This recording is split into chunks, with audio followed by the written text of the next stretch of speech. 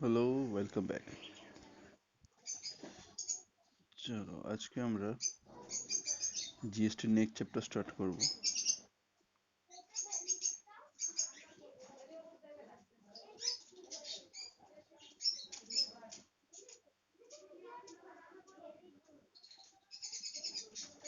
হুম,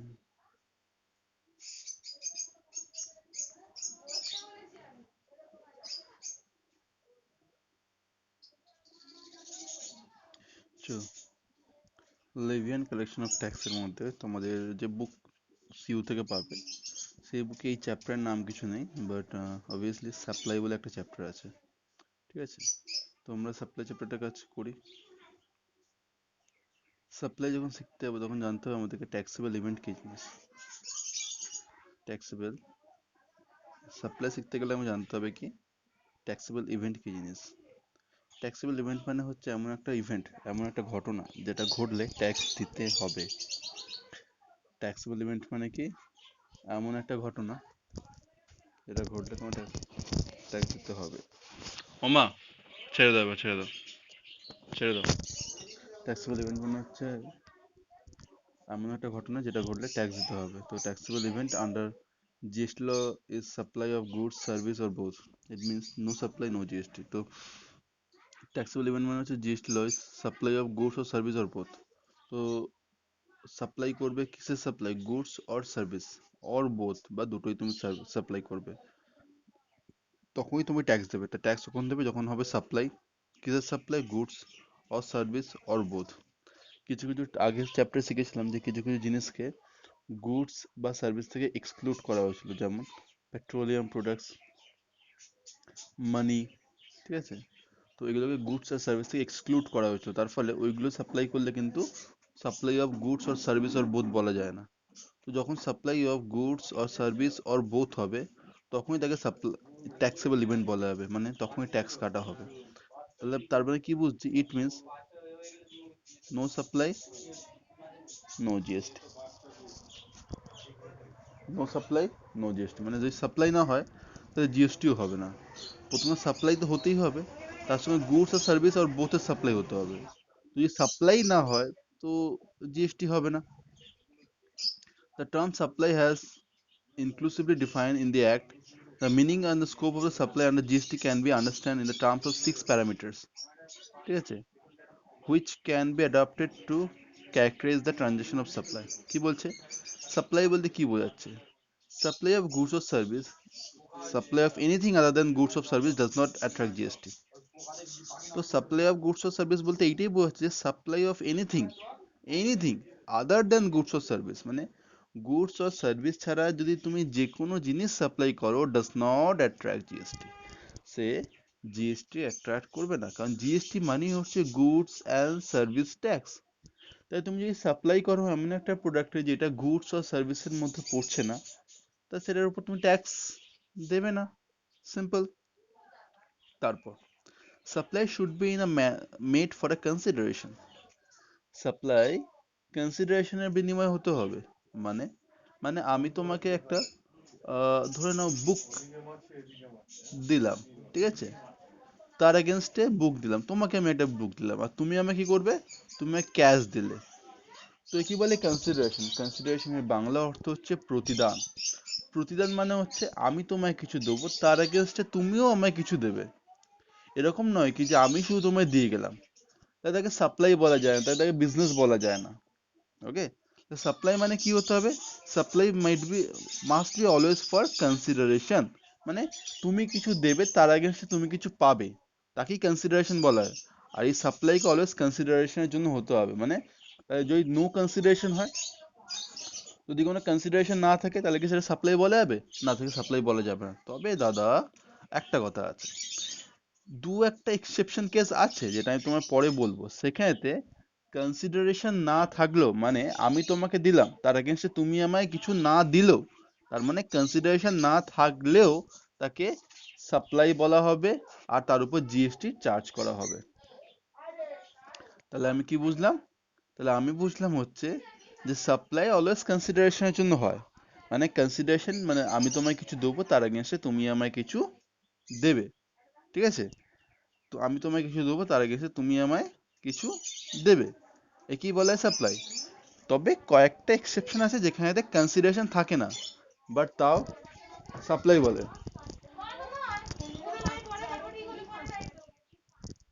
তাহলে তার আগে তাকে সাপ্লাই বলা যাবে। তারপর কি বলছে, supply should be made in the course or furtherance of the business. Supply should be made in the course or furtherance of the business, মানে কি বলছে যে সাপ্লাইটা আমি করছি, সাপ্লাই কিসের করব, হয় goods or service or both. তাহলে এই যে সাপ্লাইটা করব, এটা রিজনটা কেন হবে, for in the course or furtherance of the business, মানে বিজনেস অ্যাক্টিভিটির সঙ্গে রিলেটেড হতে হবে। In the course or furtherance কথাটা হচ্ছে একটা ফ্রেজ, যার মানে এটাই বোঝাচ্ছে যে in the due course of business, মানে বিজনেস অ্যাক্টিভিটির জন্য, আর ফার্দারনেস মানে বিজনেসকে এগিয়ে নিয়ে যাওয়ার জন্য এই সাপ্লাইটা করতে হবে। তার মানে কি, তার মানে একটা সিম্পল জিনিস বোঝো, তোমরাও বুঝতে পারবে কেন পয়েন্টটা দিয়েছে।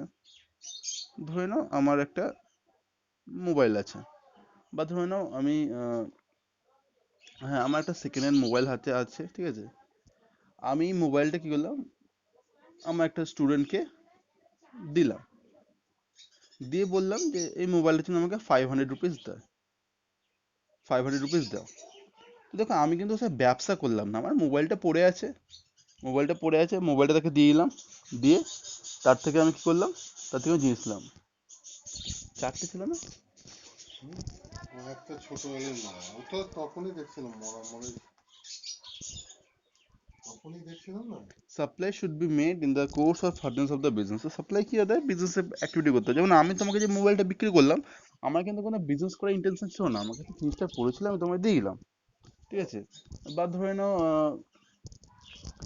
তুমি আমাকে বললে যে দাদা, তুমি যখন দোকানে যাচ্ছ আমার জন্য একটা বই কিনে নিয়ে এসো, তো যখন কলেজ স্ট্রিটে তুমি যাচ্ছ, তো আমি কলেজ স্ট্রিটে 500 টাকা দিয়ে একটা বই নিয়ে এলাম, এনে তোমাকে আমি বইটা দিলাম, তুমি আমায় 500 টাকা দিয়ে দিলে। এটাও কিন্তু এক ধরনের সাপ্লাই হলো, আমি একটা জিনিস কিনে এনে তোমাকে দিলাম, তুমি আমাকে ফেরত টাকাটা দিয়ে দিলে। তো এইটাও কিন্তু বিজনেসের জন্য নয়, এটা আমাদের পার্সোনাল ছোটখাটো ব্যাপারের মধ্যে পড়ছে। তাহলে এটা আমার বিজনেসের জন্য নয়। তাহলে এইটাই বলছে যে তাহলে এইসব ক্ষেত্রে জিএসটি নেবো না, আমি তোমার থেকে জিএসটি চাইবো না। তো বলছো এটাই কি, যে সাপ্লাই হবে বিজনেসের জন্য, মানে ধরো না বিজনেস কখন হবে, যখন ধরো না আমি বই বিক্রি করি, আর এই সময় আমি বই নিয়ে এলাম, নিয়ে এসে 500 টাকার বই নিয়ে এলাম, নিয়ে এসে তোমায় আমি বইটা বিক্রি করলাম ধরো না 600 টাকা, এটাকে বলা হয় বিজনেস। আমি যদি বই বিক্রি আমার যদি পেশা হয়, আমার যদি ব্যবসা হয়, তাহলে এই জিএসটি তখনই হবে যখনই ওই সাপ্লাইয়ের সঙ্গে একটা বিজনেস ইন্টেনশন জড়িয়ে যাবে। ব্যাপারটা বোঝা গেল, ওই সাপ্লাইয়ের সঙ্গে একটা বিজনেস ইন্টেনশন, যখন আমার বিজনেস ইন্টেনশন যখন জড়িয়ে যাবে, তখনই তাকে বলা হবে হচ্ছে in the course or furtherance of the business. যদি কোনো বিজনেস ইন্টেনশন না থাকে, নর্মাল আমার একটা রিলেশনের ভিত্তিতে আমি কোনো সাপ্লাই করলাম, তার এগেন্সে কিছু টাকা নিলাম, that's not called supply. Supply should be made by a taxable person, এটা ইম্পর্টেন্ট কথা। Supply should be made by a taxable person. Taxable person মানে কি, ট্যাক্সেবল পারসন মানে সেই পারসন যে কিনা নিজেকে জিএসটি তে রেজিস্টার করেছে, জিএসটি নিজেকে রেজিস্টার করেছে। এখন কে জিএসটি তে নিজেকে রেজিস্টার করবে, আমি ধরে নাও ছোট্ট একটা দোকান খুললাম, মুদিখানা দোকান, বা ধরুন আমরা একটা বুক স্টল খুললাম। এখন আমাদের গভর্নমেন্টের প্রেজেন্ট অ্যাট নাও যে রুল আছে, সেই রুলে বলছে কিছু কিছু এক্সেপশন আছে, এক্সেপশন গুলোকে আমি ছেড়ে বলছি। এক্সেপশন বলতে জম্মু কাশ্মীর, অরুণাচল প্রদেশ, সিকিম, নাগাল্যান্ড, যেসব ডিসপিউটেড এরিয়া আছে, এগুলোকে আমি ডিসপিউটেড এরিয়া বলা হয়, কেননা এগুলো বর্ডারের পুরো কাছে, অন্য দেশ এদের উপর ক্লেম করে বা অনেক ডিসপিউট চলে। এই সমস্ত ডিস্ট্রিবিউটেড এরিয়া বাদে বাকি যে যে এরিয়াতে আছে, নর্মাল কন্ডিশনেতে 40 লাখের উপরে যদি তুমি সেল করো একটা বছরেতে, তখন তোমাকে জিএসটি তে রেজিস্ট্রেশন নিতে হবে। আর যদি তার নিচে থাকে, তার নিচে থাকলে জিএসটি তে রেজিস্ট্রেশন নেওয়া বাধ্যতামূলক নয়, বাট তুমি চাইলেও নিতে পারো, এক ভলেন্টিয়ার রেজিস্ট্রেশন। আমি কিছুদিন আগে একটা লোকের জিএসটি রেজিস্ট্রেশন করালাম, তার এরকম কোনো ম্যান্ডেটারি কেস ছিল না, বাট তার জিএসটি রেজিস্টার করালে অনেক সুবিধা সে পেত, তাই জন্য সে নিজে থেকেই জিএসটি তে রেজিস্টার করালো, ঠিক আছে। তো আমি তার কাজটা করলাম।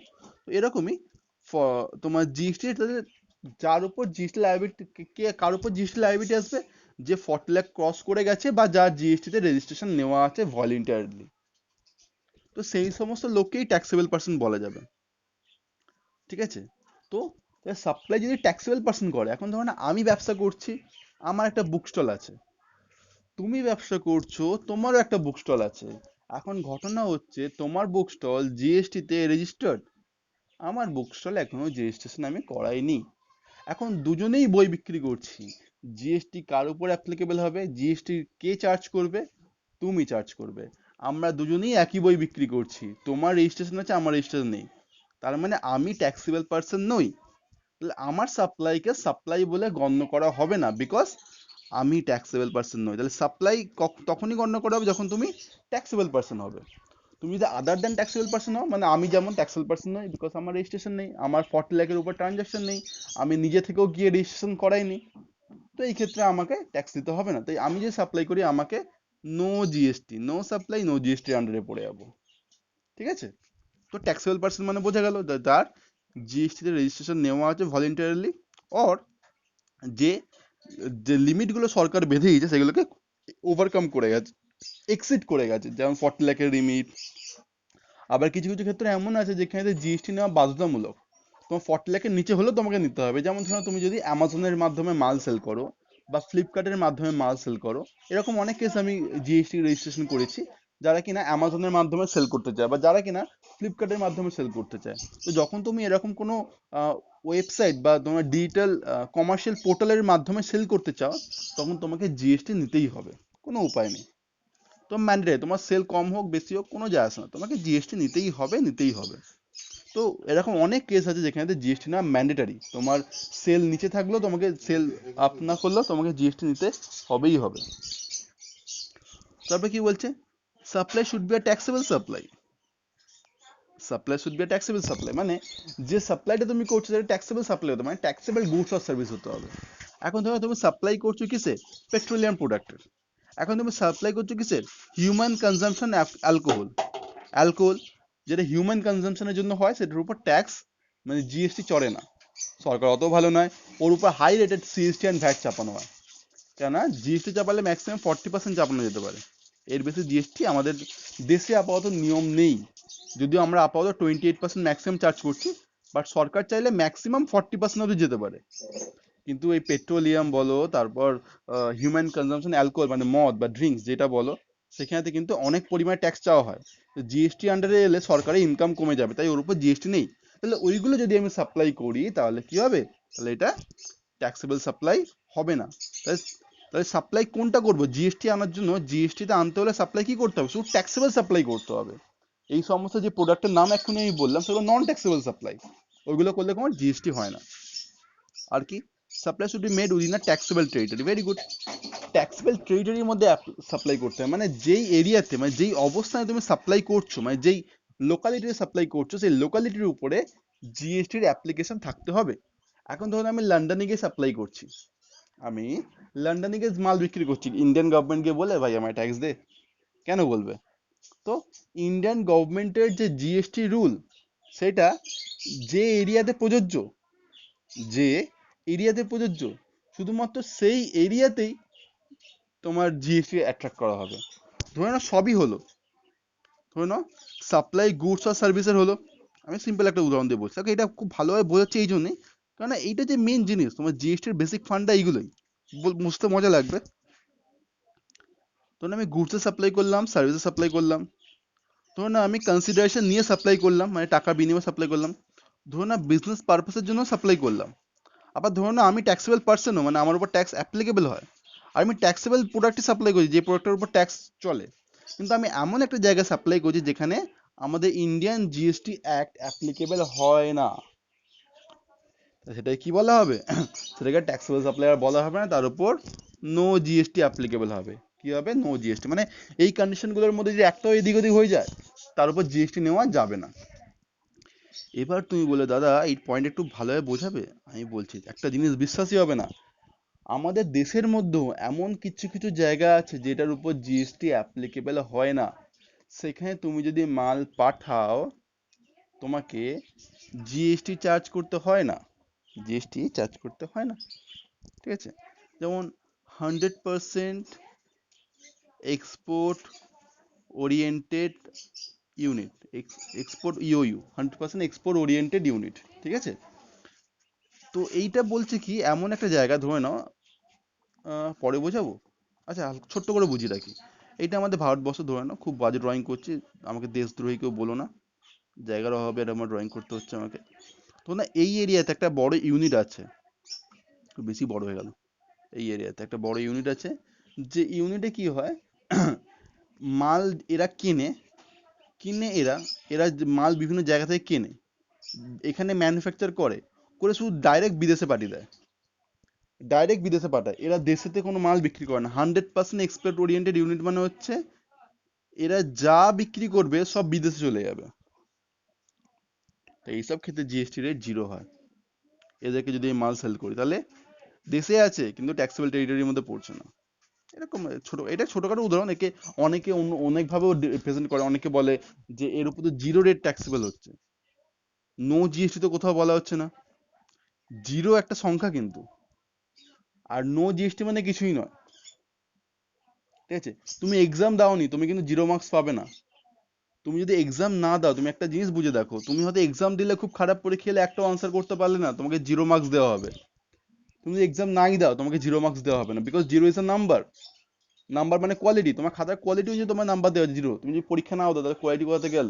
তো তোমাকে অ্যাবসেন্ট করে দেওয়া হয়, সেখানে 0 না মার্কস বসানো হয় না। সেরকম অনেকে বলে যে ইওইউ, মানে যেটা 100% ইওইউ বললাম, ইওইউ এক্সপোর্ট ওরিয়েন্টেড ইউনিট, এখানেতে 0% ট্যাক্স চার্জ হয়, নীল তো হয় না, বা নো জিএসটি তো বলা হয় না। তো এরকম অনেক কথা আছে, চলো সেগুলোকে রাখা যাক, কন্ট্রোভার্সি তো থাকবেই। এবার আসছে এক্সেপশনেতে, ঠিক আছে। আমি তোমায় বলেছিলাম না যে নো কনসিডারেশনও কিছু কিছু ক্ষেত্রে সাপ্লাই বলা হয়, নো কনসিডারেশন না হলেও তাকে সাপ্লাই বলা হবে। আর কিছু কিছু ক্ষেত্রে এই ব্যবসায়িক দৃষ্টিভঙ্গি না থাকলেও, মানে কোর্স আর ফার্দার অফ দ্য বিজনেস না থাকলেও তাকে বলা হয়, জিএসটিতে আনা হয়। সেটা কি কি? Any transaction involving supply of service, goods or service without consideration is not supply, bearing few exception in which transaction deemed to be supply without consideration. Or further, import of service for a consideration whether course or business or not. কি বলছে? Import of service, তুমি যদি কোনো service import করো, মানে বিদেশ থেকে কোনো সার্ভিস নিয়ে আসো, সার্ভিস, গুডস নয়, service, for a consideration, consideration নিয়ে এলে, সেখানে কি হবে, তোমার বিজনেস পারপাসে না হলেও তোমাকে জিএসটি পেমেন্ট করতে হবে। পরের ব্যাপার ছাড়ো।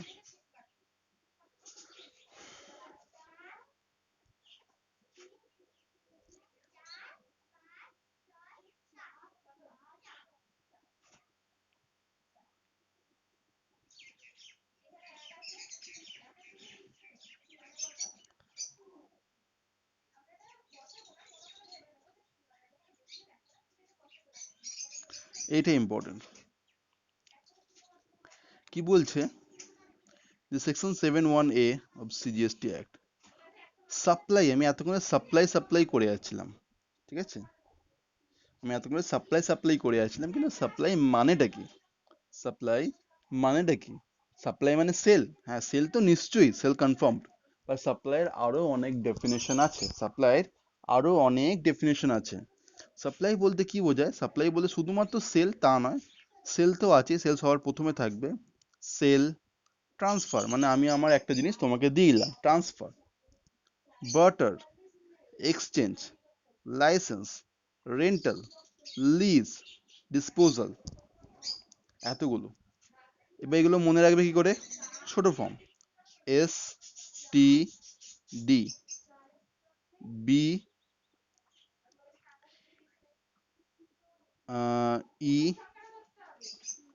এল, ঠিক আছে, আর হি, আর এসটিডি বিল। দেখো বিলকে আমি বেল করলাম, ঠিক আছে, বি ডাবল এল, যাতে বিলটা বললে মাথায় থাকবে, আর লেখার সময় বি ডবল এল লিখবে। एसटीडी बिल आ रही है, एसटीडी बिल आ रही है, एसटीडी बिल आ रही है, এটা যদি মনে রাখো, एसटीडी बिल आ रही है, एसटीडी बिल आ रही है, এটা মনে রাখলে তোমার এই সব জিনিস মনে থাকবে। কি? S for sale, T for transfer, D for disposal, B for barter, E for exchange, L for license, L for lease, R for rental. তো মনে রাখবে এসটিডি বিল আর এটা লিখে নাও। আর এরকম ভাবে এসটিডি বিল পরপর লাইনে লিখবে, আর পাশে লিখবে S for sale, T for transfer. এগুলো কিছুক্ষণ মুখস্থ করবে, দেখবে তোমার মাথার মধ্যে কনফার্মড হয়ে গেছে। তোমার 7খানা 8খানা যা পয়েন্ট আছে, 8খানা পয়েন্টে তোমার মুখস্থ হয়ে গেল। Made or agree made for a consideration by a person in the course of further business, normal ব্যাপার তুমি আগে যেটা বলছিলাম। সেল মানে কি বলছে? সেল মানে যা ডিফাইন্ড ভ্যাটে যা বলা ছিল সেটা মানে সেল। তো sell means sale of goods made within the state or cash deferred payment other than valuable consideration but does not include mortgage, hypothecation, charge or pledge. তো মর্টগেজ, হাইপোথিকেশন আর চার্জ অর প্লেজ মানে কি বলছে? Mortgage মানে তুমি কোনো দোকানে গেলে, লোন ব্যাংকে গেলে, ব্যাংক থেকে 1 লাখ টাকা লোন নিয়ে বললে আমার বাড়িটা তোমার কাছে মর্টগেজ রেখে দাও, আমার বিল্ডিং তোমার কাছে মর্টগেজ রেখে দাও। তো মর্টগেজ মানে তুমি কিন্তু তাকে সেল করলে না, পরে তোমার টাকা শোধ করলে তুমি তোমার বাড়িটা তোমার নামে আমার নিয়ে নেবে।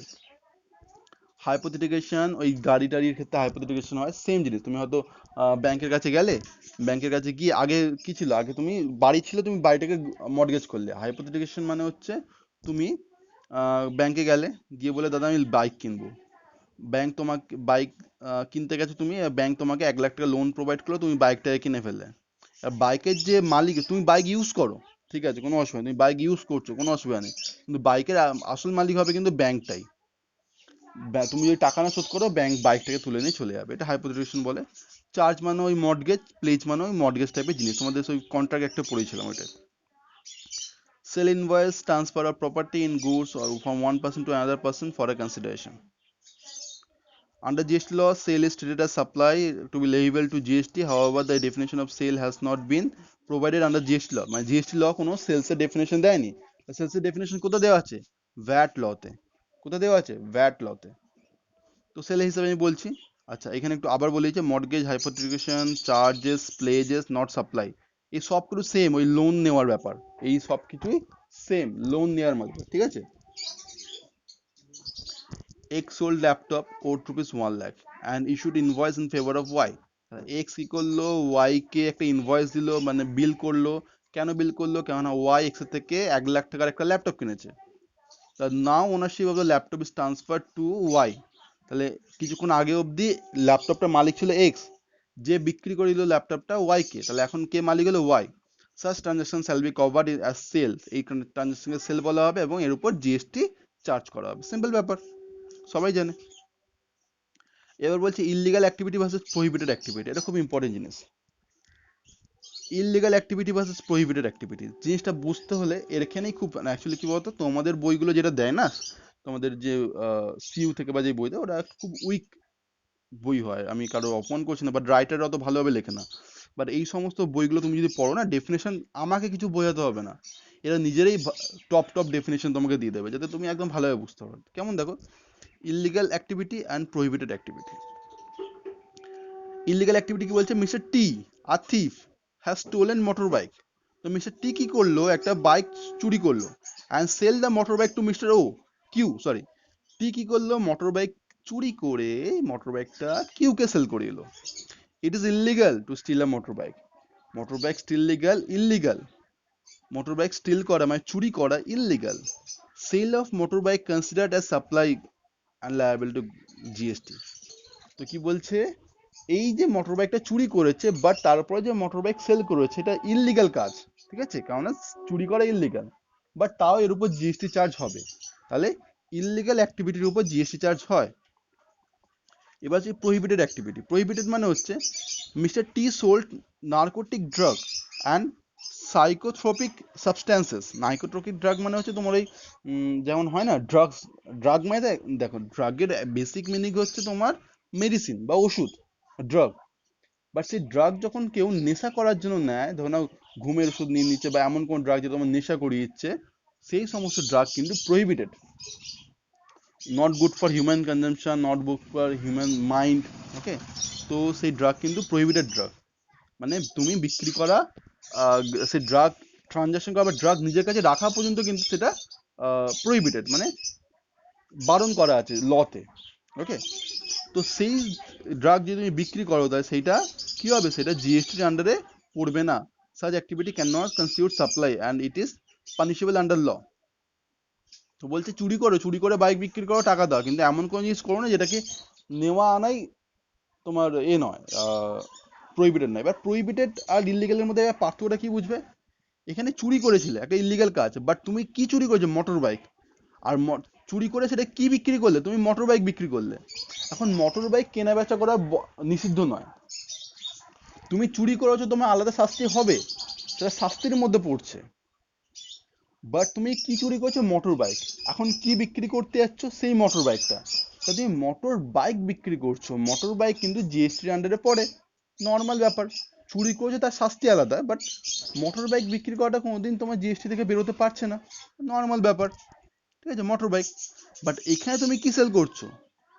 এখানে তুমি প্রহিবিটেড ড্রাগ সেল করছো, যেটা তোমার হিরোইন যেটা হয়, ঠিক আছে, এইসব সাইকোথেরাপিক যে ট্রপিক যে ড্রাগ গুলো হয়, এগুলো প্রহিবিটেড ড্রাগ, এগুলো তোমার ব্যবসা করা নিষিদ্ধ। তো এগুলোর ক্ষেত্রে কি হবে? এগুলোর ক্ষেত্রে তোমার জিএসটি অ্যাপ্লাই হবে না, মানে এটাকে সেলই করা যায় না, এটা গুডস আর সার্ভিসের মধ্যেও পড়ছে না এরা, ঠিক আছে। Mister X is an official liquor provider, sorry liquidator, আমি সরি ভুল বললাম, liquidator provider. Liquidator provided various service like valuation asset, simple বলছি। আমি এটা পয়েন্টটা তোমায় বলছি, মানে জাস্ট এক মিস্টার এক্স আছে একজন, কোম্পানি যখন উঠে যায়, কোম্পানির সব ভ্যালুয়েশন করা হয়, কি কি আছে, কি কি লায়াবিলিটি আছে, তো এই ভ্যালুয়েশনের সার্ভিস দিয়েছে। কোম্পানি উঠে যাওয়ার জন্য যা যা ফর্মালিটিস করতে হবে সেই ফর্মালিটিস করেছে। তো এই জন্য সে কিছু টাকা পেয়েছে, তাকে জিএসটি দিতে হবে, অবভিয়াসলি দিতে হবে। Mister A being a dealer of furniture, mister A furniture dealer করছে, deliver the goods on branch office mister X upon direction of mister X limited head office. Mister A কি করছে? Dealer of furniture, deliver the goods to branch office of mister X, মানে mister X এর ব্রাঞ্চেতে মাল deliver করছে। Upon direction of Mrs X limited, মানে Mrs X লিমিটেডের একটা ব্রাঞ্চে এ গিয়ে মাল ডেলিভার করছে, ফার্নিচার ডেলিভার করছে। কার ইনস্ট্রাকশনেতে? মিসেস এক্স লিমিটেডের।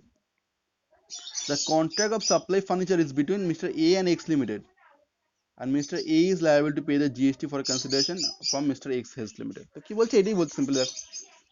মিস্টার এক্স আছে, যে এ কে অর্ডার দিয়েছে যে ফার্নিচার দিয়ে যাও ভাই, ফার্নিচার আমার খুব লাগবে। বাট মিস্টার এক্স এটাও বলে এলো যে আমার এই অফিসে লাগবে না, আমার কাছে লাগবে না, আমার অন্য একটা জায়গায় আমার একটা অফিস আছে, তুই সেইখানে, আমার একটা ফ্যাক্টরি আছে, ব্রাঞ্চ আছে, তুই সেখানে গিয়ে মালটা ডেলিভার করে দে। তো এক্স অর্ডার দিল একে, ও তুই মাল ডেলিভার কর, আমার কাছে নয়, আমার একটা অন্য ব্রাঞ্চ আছে, সেখানে মাল এ গিয়ে মাল ডেলিভার করলো। এখন পেমেন্ট আর ট্যাক্স কে দেবে? পেমেন্ট ট্যাক্স মিস্টার এক্সই দেবে, কারণ অর্ডারটা মিস্টার এক্স দিয়েছিল। এবার বলছি ট্রান্সফার। সেল পড়লাম, আমি করেছিলাম এসটিডি বিল, তাই তো, এসটিডি বিল, সেলটা শেষ হলে এবার টি ট্রান্সফার আসছে। Transfer the term means where the ownership may not be transfer but the right of the goods is transfer. তো সেলে কি হয়েছিল? সেলেতে কি হয়েছিল? মিস্টার এক্স যখন কোনো মাল মিস্টার ওয়াইকে বিক্রি করছিল, তাহলে মালটার ফিজিক্যাল পজিশন, মানে মালটা হাতে হাতে ওয়াইয়ের কাছে চলে গেল, মালটার রাইট টু ইউজ ওয়াইয়ের কাছে চলে গেল। আমি তোমার সিম্পল একটা কথা বলছি। আমি আহ, আমি একটা বন্ধুর থেকে বাইক কিনেছি, আমি তো সেকেন্ড হ্যান্ড বাইক কিনেছি, বাইক কিনলাম আমি, ঠিক আছে। এখন যখন আমি তমাল, আমার বন্ধুটার নাম হচ্ছে তমাল, তো তমালের থেকে বাইক কিনেছি আমি। এখন তমাল যখন আমি বাইকটা দিল, তখন কি করলো? বাইকটা ফিজিক্যাল পজিশন, মানে বাইকটা জিনিসটাই আমার হাতে দিল, ওকে বলে ফিজিক্যাল পজিশন। তারপরে আর কি দিল? বাইকটা ইউজ করার অল রাইটস, মানে বাইকটা আমি ইউজ করতে পারবো, all right, right to use bike, ঠিক আছে, right to use, right to use. তাহলে একে কি বলে একে বলে সেল, ফিজিক্যাল পজিশনও চলে এলো, রাইট টু ইউজও চলে গেল, ঠিক আছে। বাট ট্রান্সফারের ক্ষেত্রে কি হবে? ট্রান্সফারের ক্ষেত্রে কি ওনার মানে ওনারশিপ, অ্যাকচুয়ালি ফিজিক্যাল পজিশন না ওনারশিপ বলছিলাম। ট্রান্সফারের ক্ষেত্রে কি হবে? মানে বাইকটা আমার নামে এসে গেল, ফিজিক্যাল ওনারশিপ আমার কাছে চলে এলো, ফিজিক্যাল পজিশন ওনারশিপ আমার কাছে চলে এলো, আর রাইটও চলে এলো ফর ইউজ। ট্রান্সফার মানে কি, ধরে নাও আমার কাছে জেরক্স মেশিন আছে, ঠিক আছে। তুমি ধরে নাও দেখলে যে কলেজে এখন ফর্ম ফিল আপের টাইম চলছে, তুমি যদি কলেজের পাশে একটা জেরক্স মেশিন নিয়ে বসো, তোমার অনেক জেরক্স হবে, সেল হবে। আর আমার এখানে জেরক্সের একটা দোকান আছে, তো আমার কাছে অনেকগুলো মেশিন আছে, তুমি আমার কাছে এলে, দাদা দাদা দাদা দাদা, এই কলেজে প্রচুর ব্যবসা হবে এখন, 1-2 সপ্তাহ ভালোই চলবে, আমাকে একটা জেরক্স মেশিন ভাড়া দেবে, তার এগেনস্টে আমি তোমাকে টাকা দেবো। এখন ভাড়া মানে হচ্ছে তুমি জেরক্স মেশিনটা নিয়ে গেলে আর জেরক্স মেশিনটা ইউজও করছো, এখন ভাড়া আমি তোমায় ভাড়া দিয়ে দিলাম, তুমি কলেজের পাশে গিয়ে জেরক্স মেশিনটা নিয়ে গেছো, নিয়ে গিয়ে ইউজও করছো। এবার তুমি বলো, সেই মেশিন কি তুমি কোনোদিন কাউকে বিক্রি করতে পারবে? সেই মেশিনের উপর কি তোমার কোনো অধিকার আছে? তোমার সেই মেশিনটা বিক্রি করার অধিকার আছে, মানে আমি তোমাকে মেশিনটা দিলাম এই কন্ডিশনে যে তোমার কাজ হয়ে গেলে তুমি মেশিনটা আমায় ফেরত দিয়ে দেবে, ঠিক আছে। মেশিনটা তোমাকে দিয়ে দিইনি, তোমাকে ইউজ করতে দিয়েছি, তুমি কি পেলে? তুমি ওনারশিপ পেলে না, তুমি মেশিনটার ওনারশিপ পেলে না, তুমি পেলে কি, রাইট টু ইউজ, তুমি এটা ব্যবহার করার অধিকার পেলে। আর তার জন্য তুমি আমাকে রেন্ট বা ফিস যাই বলো তুমি আমাকে পেমেন্ট করছো, তুমি কি পেলে, তুমি ব্যবহার করার অধিকার পেলে, তার জন্য তুমি আমাকে রেন্ট বা ফিস যাই হোক পেমেন্ট করছো। এটি হচ্ছে ট্রান্সফার আর সেলের মধ্যে পার্থক্য। সেল মানে ফিজিক্যাল চলে যাবে তোমার কাছে, গাড়ির মালিকানা তোমার কাছে চলে যাবে, তুমি গাড়ির মালিক, তুমি গাড়িকে যেমন ইচ্ছে ইউজ করতে পারো। আর ট্রান্সফার মানে হচ্ছে গাড়ির মালিকানা না গেলেও, বাট তুমি ইউজ করার রাইট পেয়ে গেলে, গাড়ির মালিক তুমি নাও হতে পারলে, ঠিক আছে। Goods sent for demonstration on returnable basis. Is it supply? It would not be considered supply as there is no transfer of title. Title আর ইউজ কোনোটাই যায়নি, তো ট্রান্সফার হবে না, সাপ্লাই হবে না। A is the owner of Xerox machine. He transferred the right to operate the Xerox machine to Mr. B. মানে B কে বললো, ভাই তুই গিয়ে আমার মেশিনটা অপারেট করতে পারিস, for a consideration of 10,000 per month, তার এগেনস্টে 10,000 পার মান্থ কে দেবে? বি দেবে এ কে। Hence, ownership of the machine is not transferred. মেশিনের মালিকানা যায়নি, but the right of the machine is transferred. Hence, it is GST applicable. GST is applicable. Butter, butter, butter মানে তোমার butter মনে হবে, butter মানে মাখন, ঠিক আছে, এখানে মাখন লাগানোর কোনো জায়গা নেই, তাই বাটারের অন্য মিনিং আছে। বাটার মানে হচ্ছে এক্সচেঞ্জ, বাটার মানে ছোটবেলায় আমরা শিখেছিলাম না, বিনিময় প্রথা আগেকার চলতো, যে ভাই আমার কাছে 1 বস্তা আলু আছে, ও বলে দাদা আমার কাছে একটা বাছুর আছে, তো বলে নে তুই আমার আলু নে আর দে তুই আমাকে বাছুর দে। মানে কোনো টাকা টাকা কড়ির ব্যাপার ছিল না, যার কাছে যা আছে তারা নিজের মধ্যে এক্সচেঞ্জ করে নিত। মানে যার কাছে আলু আছে সে 1 বস্তা আলু দিল, যার কাছে চাল আছে তার বিনিময়ে 1 বস্তা চাল দিল, তাহলে যে আলুর মালিক সে চালও পেয়ে গেল, যে চালের মালিক সে আলুও পেয়ে গেল। বাটার মানে হচ্ছে এইটাই, কোনো টাকা পয়সা নেই, একটা জিনিসের বদলে অন্য জিনিস। তো কি বলছে, it means the exchange of goods and productive service for other goods and productive service without use of money, without use of money, মানে একটা সার্ভিস আর প্রোডাক্টে বললে আরেকটা সার্ভিস আর প্রোডাক্ট দেওয়া হচ্ছে। তো দেখা যাক, এখানে মজা পাবে, এখানে ডবল জিএসটি হয়, ঠিক আছে, ডবল জিএসটি কিরকম, ধরে নাও, আমরা সিম্পলি বলছি, তো উদাহরণ প্রমাণ ছাড়ো, আমি তোমার ভালো উদাহরণ দিচ্ছি। আমি মিস্টার এ, ঠিক আছে, আমি মিস্টার এ, আর এখানে একটা মিস্টার বি আছে। এবার আমি হচ্ছে কস্ট অ্যাকাউন্টেন্ট, আমার নলেজ আছে অ্যাকাউন্টসে, অনেক জায়গায় নলেজ আছে। তো আমি কি করলাম, বিয়ের একটা লিগাল প্রবলেমে বিয়ে জড়িয়ে গেছিলো, ট্যাক্স ফ্যাক্স নিয়ে একটা লিগাল, অ্যাকাউন্টিং নিয়ে একটা লিগাল প্রবলেমে জড়িয়ে গেছিলো। তো আমি মিস্টার বিকে কি করলাম, সার্ভিস দিলাম, ওকে লিগাল প্রবলেম থেকে বেরিয়ে আসার জন্য হেল্প করলাম। এখন আমি কি করলাম, হেল্প চাইলাম, ঠিক আছে, বা হেল্প করেছি, বা বিয়ের আমার কি করা উচিত, পেমেন্ট করে বিয়ে আমাকে কেন পেমেন্ট করবে, কেন, আমি তো মুখ দেখতে হেল্প করিনি, আমি আমার ব্যবসা, এটাই তো আমার ব্যবসা, আমি লোককে হেল্প করবো তার আগে টাকা নেবো, আমি লোকের প্রবলেম সলভ করবো তার আগে টাকা নেবো। এখন বিয়ের থেকে আমার কিছু টাকা পাওয়া দরকার। এখন বি বিক্রি করে হচ্ছে ল্যাপটপ। বি আমাকে বললো কি, টাকা পয়সার পেছনে পড়ে আছেন স্যার, আপনি আমায় যা করে দিয়েছেন না, মানে আমার লাইফ সেট হয়ে গেছে, আপনি এক কাজ করুন, টাকা পয়সা ছাড়ুন, আমি আপনাকে একটা ল্যাপটপ দিয়ে দিচ্ছি, আপনি ইউজ করুন। আমিও বুঝলাম ভাই আমার একটা ল্যাপটপ আছে, আর একটা ল্যাপটপ হলে ভালো, খুবই ভালো হবে, আমি তাহলে একটা ছেলেকে কাজে রেখে দেবো, সে সেই ল্যাপটপটা অপারেট করবে আর আমার ব্যবসা আরো বেড়ে যাবে। তো আমি ল্যাপটপ নিয়ে এলাম। তাহলে এবার দেখো, এ একটা ট্রান্সফার করেছিল বিকে, মানে আমি বিকে ট্রান্সফার করলাম সার্ভিস। তো সার্ভিসের উপর জিএসটি চার্জ হবে 18%। সার্ভিস আমি 500 টাকা দিয়েছিলাম, তারপর 18% জিএসটি, মানে 90 টাকা, 590 টাকা হচ্ছে। তাহলে বি আমাকে 90 টাকা ট্যাক্স দেবে। তাহলে বিকে আমি 500 টাকাও চার্জ করবো, প্লাস 18% যেটা হয় সেটাও চার্জ করব। তাহলে বি আমাকে জিএসটি দেবে, বি এর থেকে আমি জিএসটি চার্জ করব। বা বি আমার ল্যাপটপ দিল, আর ল্যাপটপটাও তো গুডস আর সার্ভিসের মধ্যে পড়ছে। বি এর যা ল্যাপটপের দাম হবে, ঠিক আছে, তো তার উপরও যে ট্যাক্স হয় সেটা পেমেন্ট করতে হবে। তাহলে আমি যখন বিকে মাল দিলাম, মানে টাকা, জিনিস, সার্ভিস দিলাম, তখনও জিএসটি অ্যাপ্লিকেবল ছিল। তখন বি আমায় তার রিটার্নে কোনো সার্ভিস দিল, তখন জিএসটি অ্যাপ্লিকেবল হলো। এবার তুমি আমায় বলো, দাদা যদি নর্মাল কেস হতো তাহলে, তাহলে তো বি তোমাকে ক্যাশ দিত না, তাহলে কি হতো? ক্যাশ তো ট্রান্সফার হলো বিয়ের হাত থেকে এর কাছে, দেখি তার উপর জিএসটি হয় না।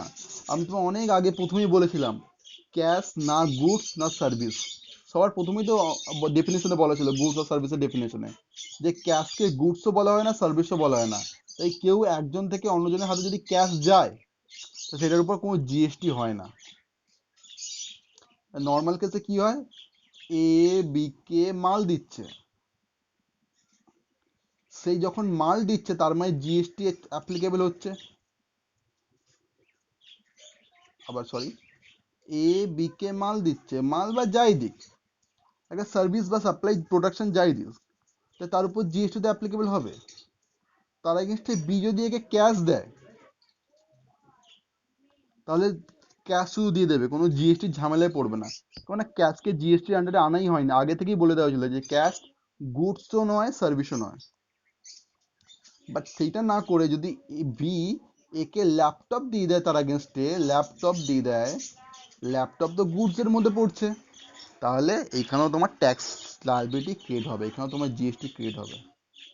Mister C of action cost accountant service provide service to mister A limited, mister A limited, dealer of laptop, return mister A limited, মানে তার প্রতিবর্তে মিস্টার এ লিমিটেড কি করলো, গিভেন মিস্টার সি দুটো ল্যাপটপ দিল। Here two-way supply takes place. Mr. C is making a taxable supply. Mr. C is making a taxable supply of service to Mr. A. Mr. A K taxable supply দিচ্ছে, service দিচ্ছে। আর mister A কি করছে, is making a taxable supply of goods, মানে laptop দিচ্ছে। Hence tax is payable by both. ঠিক আছে, আপাতত আজকে এইটুকুনি থাক, আবার নেক্সট ক্লাসে আবার নেক্সটটা শুরু করা যাবে, কেমন?